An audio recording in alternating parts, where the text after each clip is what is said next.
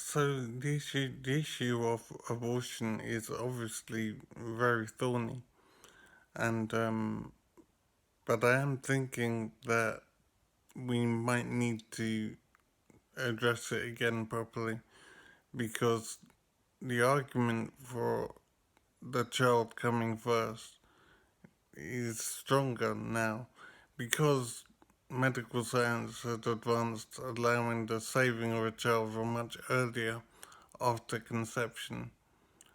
It is obscene to have a child in one room being saved who's only, I think, 13 weeks is the age, so this being saved. And then in the other room, a child that's 13 weeks is being killed.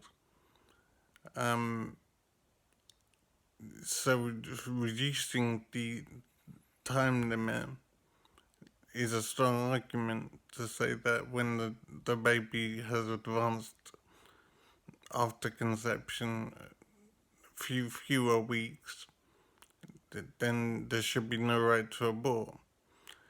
But the argument for a woman's right to her body is also very strong. But it is a question of control, and it just seems wrong to kill a child who could be saved. I think the means to prevent a pregnancy are there are a lot of ways of preventing a pregnancy, and that are very reliable. So the argument is very strong to say that if a woman decides to conceive a child, then she has to follow through with it to birth.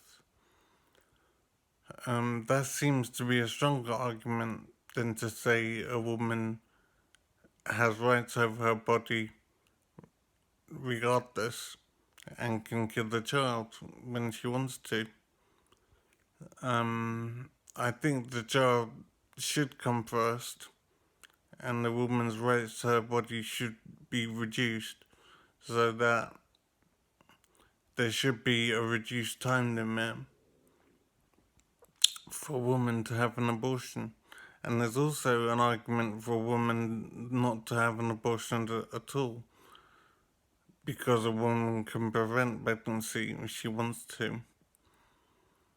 So it's such a thorny issue, and I am glad that I'm not involved in deciding these things.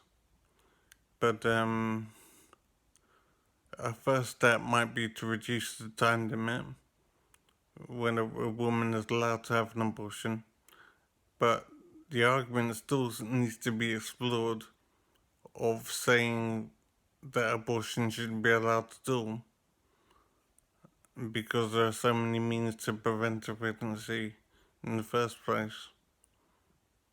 But it's such a thorny issue. So I am glad that I'm not involved directly in deciding how it should be.